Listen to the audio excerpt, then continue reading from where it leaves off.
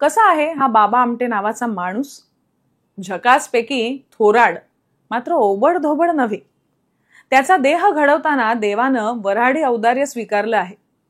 लहान टॅक्सीत बसताना अडचणच वाटावी अशी उंची आहे. तिळकुटापेक्षा उजळ आणि बाजरीच्या पिठापेक्षा काजळ असा वर्ण आहे. बुटाच्या पेरा इतक्या उंचीच्या केसांची काळी पांढरी चहा साखर झाली आहे. रुंद खांदे आणि पावली टाकायची पद्धत यावरून हा गडी कुस्त्यांच्या हौदात लोळला आहे हे लगेच कळते. ऊर मात्र छातीच्या बाहेर नाही. हाताचा पंजा जबराय.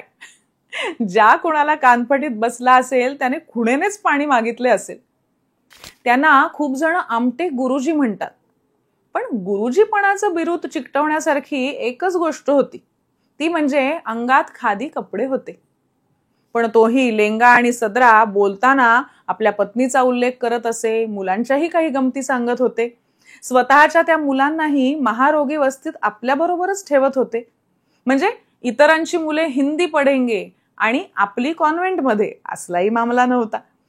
आणि सर्वात कळस म्हणजे धरण फुटल्यासारखे हसत होते.